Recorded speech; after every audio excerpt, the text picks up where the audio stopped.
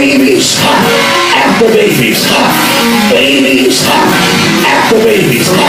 And she had a wick for each baby, but she had so much she couldn't take it all. So one day,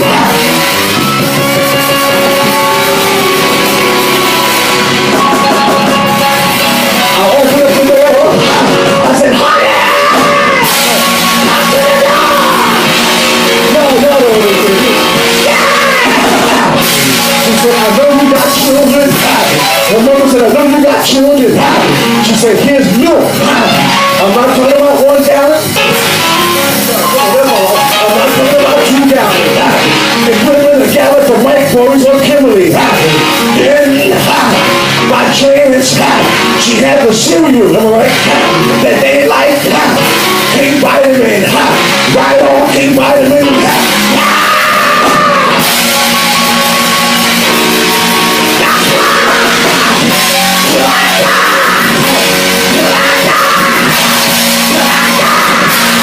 I'm gonna suffer.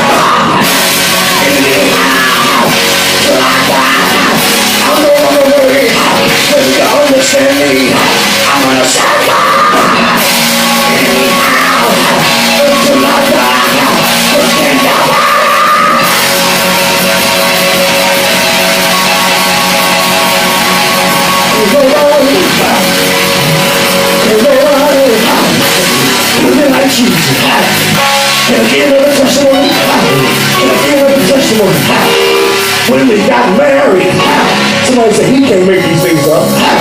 When we got married, I didn't have a car, but there was somebody in Norristown who loved my wife, and they fell in love with me, and they said, I have a car that I don't use anymore.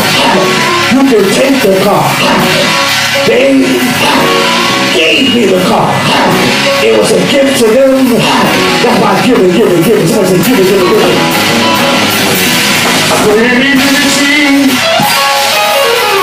Freely you receive, and freely you shall give. They gave me the car. My wife and I, we drove to Jacksonville, North Carolina. Dropped off her brother.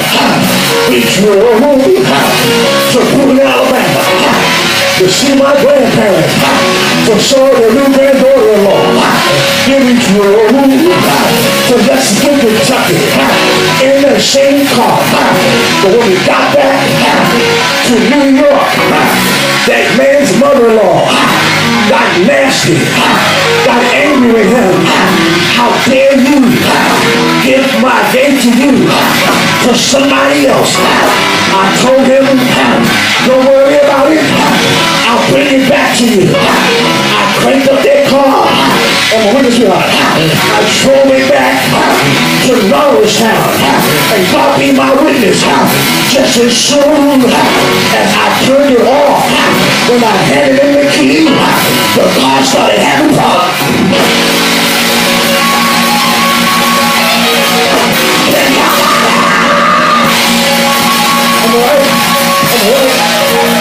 All the way over 2,000 miles, no problem. But the devil meant it for my bad, but God meant it for my good. It's not how long you have a thing, but it's how long it's good to you. And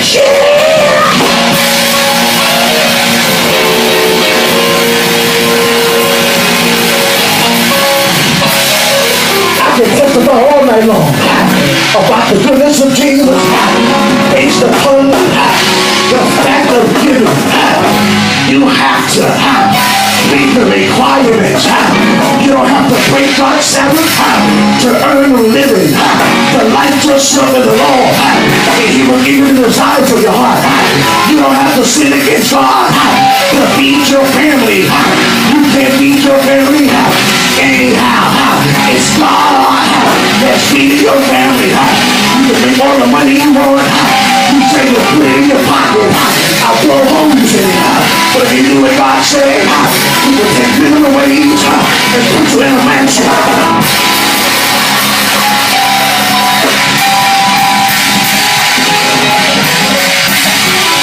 If you don't believe me, look at my mom and my dad. Not going into detail of our business. When we were little children, when we moved to 326 Putnam, there was an old man there by the name of Mr. Simmons. He died. But while he was there, we looked after him. And one Sunday morning, I went to take him the Sunday paper, and he wasn't moving. And I freaked out. I said, Mom and Dad, this way ain't moving. Come downstairs. They took him to the hospital, and he never recovered. He had a sister that knows God, and she appreciated the fact that my mom and dad took care of her older brother. This woman had no intentions of trying to get that house, but she had ungodly children. She had ungodly mom and dad. She had ungodly children that didn't want my mom and dad to get the house. But the Lord,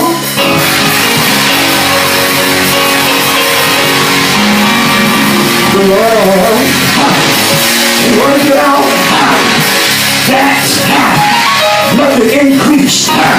What they was paying for rent now became the mortgage. And today, they didn't just become, they didn't recently become, but for many years, they were homeowners. With my dad working in the factory.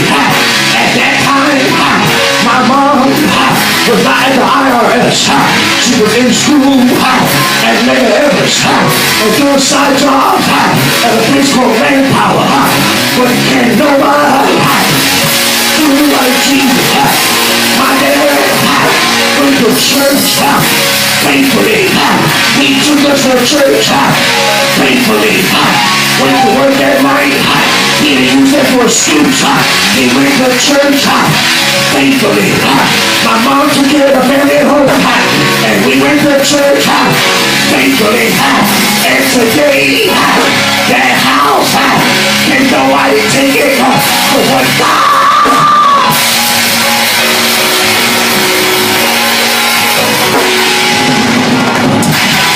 And some of the very ones that was laughing at him, calling him a sort of deacon. Some of the very ones was laughing at him because he didn't have an education like his.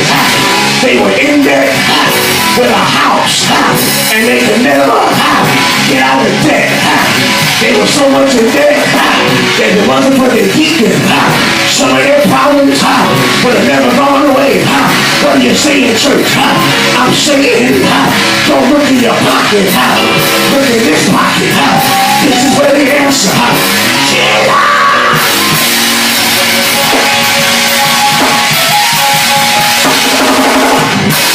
My dad would tell you, I'm not telling on him.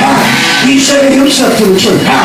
One day, he slipped to temptation, and he played a lottery ticket. And when he played the lottery ticket, I think the car got a ticket, the inspection sticker ran out, and he didn't realize it. And the inspection sticker, the cost of that inspection ticket was more than the lottery ticket that he purchased. From that day to now, he has never played a lottery ticket, but he prayed. He prayed and realized little becomes much when you place it in the master's hand. Yeah!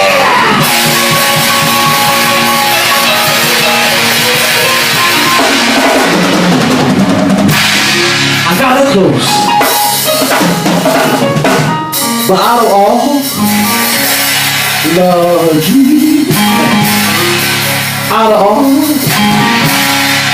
that he gave to me, the one thing, y'all.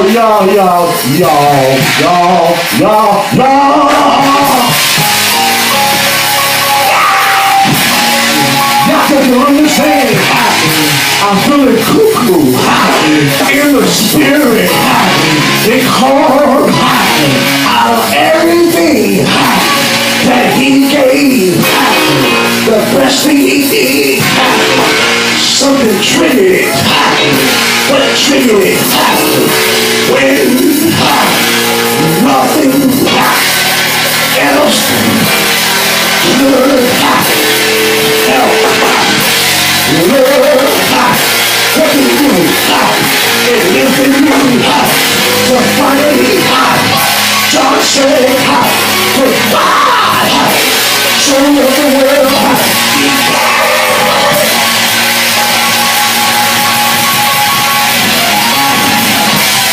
I was dirty, you were dirty, but God treated God, and He gave.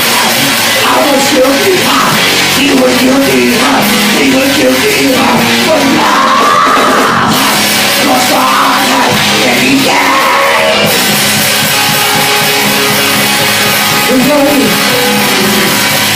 We got you. On the other, He gave. And I'm endeavoring to keep God in the giving spirit. Oh, come on, church. I admonish you. Do what the word said today. And you will keep God in the giving spirit. God is not a man that He should lie. Neither the Son of Man that He should repent. And if God said it, if God said it, if God said it, won't He do it? Yes, He will. Yes, He will. Causing God to be put in a giving spirit. See, you know what? We can cause God to move. Israel cried for 430 years, and they caused God to do something. We can cause God to do something. This week, the women of the church, they caused Him to be in the midst because He couldn't lie. He said if they would just gather together in His name, touching and agreeing, that He would not come, but He would be there. If you want God to do something, make a move to the altar as an act to cause Him to give you something.